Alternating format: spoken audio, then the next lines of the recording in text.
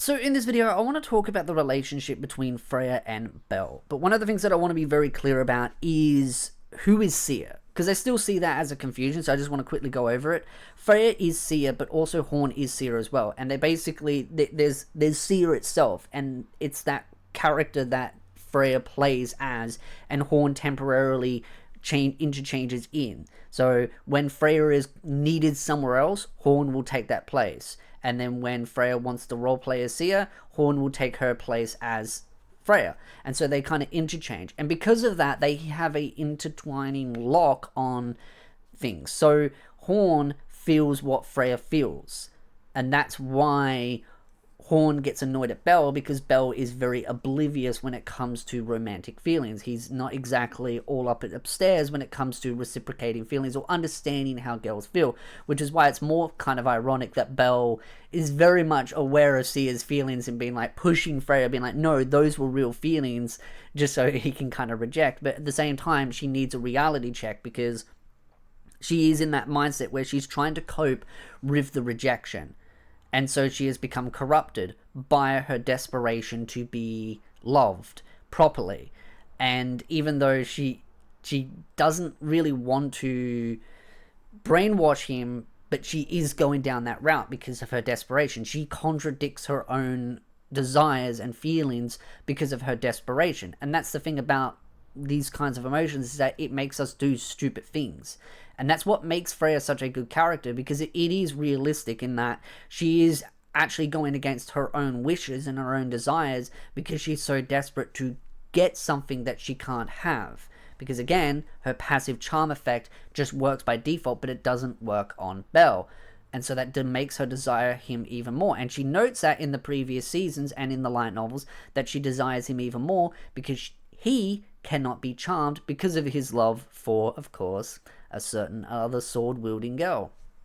But this is the thing. Freya can't have Belle. And this is one of the downsides about it not being a harem in the sense of reciprocating feelings. This is a harem, to be very clear. I see the comments all the time of people being like, this isn't a harem. And it's like, yes, it is a harem. It only needs to be 3 or more girls in love with the main protagonist. And it does not need to be reciprocated. That is the definition of the harem itself from a Japanese point of view. Again, I don't want to hear what the definition of another country's culture is. The Japanese definition of a harem is that. The Japanese version. Not another country's version. The Japanese version. Because I've had debates with people where they go, oh, but this other country's version. It's like, again, you're arguing a different country's version to a version that's in another. It's a stupid debate, and I'm not going to humor it. But the reality is that it's not a pure harem in the sense of these girls having their feelings reciprocated by Belle, because Belle is only in love with one person. And that's where it does make it harder, because some of these girls are madly in love with Belle, and they're going to be rejected, sadly, one by one, unless suddenly Belle has a change of heart, which I don't see happening. But this is the thing, is that Freya really wanted to be loved by Belle for a multitude of reasons. It isn't just one singular reason, it is a multitude of reasons. So she's trying to cope with that rejection by saying, oh no, it was never real, throw the item that she cherished on the ground, try and say that it was all just theatrical role play, it was all just LARPing, that kind of thing. But Belle knows that it was genuine. Belle knows that it was real.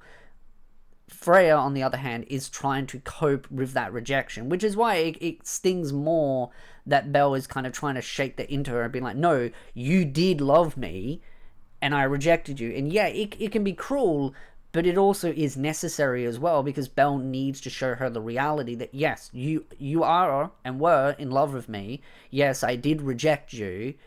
This is the reality. And that he wants to save her by kind of bringing her to her senses. And whatever happens afterwards, for anime only, as you will see at a later point, and I will discuss it that. But it's just one of those where I think people forget that Freya as a character, she is lost in her own mindset. She's become corrupted by her desperation and her own irrational thought process. And that's why you see Horn also going down that same path, but just kind of slightly different variation. It ends up kind of going the same path in the long term, because they just become so irrational. They end up doing stupid things where it ends up harming themselves. But that also being said, it's just they share in a very close intertwined link, and because of that, she feels what Freya feels, and thus shows also her irrational behavior of being like, hey, you know, you're frustrating me, Belle, you know, you can't see what's really going on. And even though Belle has a somewhat grasp of things, there is still a lot of things that he's still oblivious on. He's not the big Riz master that everyone claims he is. He can be oblivious at some points, but then there are some moments where he can be the Riz master, and he does charm, and he's very charismatic, but that's on a more pure sense. When it comes to knowing what's going on in the hearts of these girls, he is oblivious.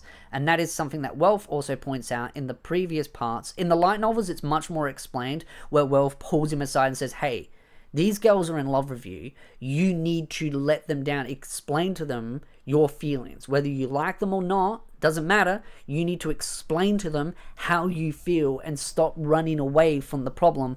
Because as Welf kind of paraphrasing, is that you're just going to keep leading these girls on, and it's going to hurt them in the long term, because they're going to think that they have a chance when they never did, because you're chasing another girl that you're in love with. And so that's what Welf is trying to point out to Belle. And I think it's a great part there. I do wish that the anime kind of emphasized on those little moments a little bit more, but beggars can't be choosers. I still think the anime adaptation is very well done for the most part, but there's always room for improvement. But this is the thing, and I see this all the time. People are always like, oh no, it should be an extra 10 episodes and all that. And it's like, if you drag this out even 5 more episodes, you're going to be in that situation where it's going to be dragged out. And that's the thing.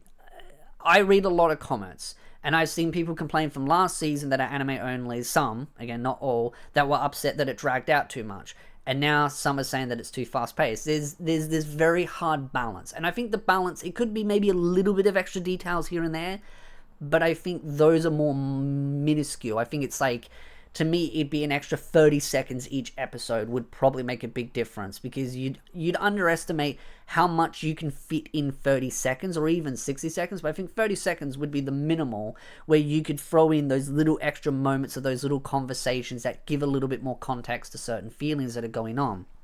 So I think that's important. But again, you can't sit there and go, oh, let's add an extra 5-10 episodes, because at that point, you're not even going to have the material to work with. You're just kind of drawing it out for the sake of drawing it out.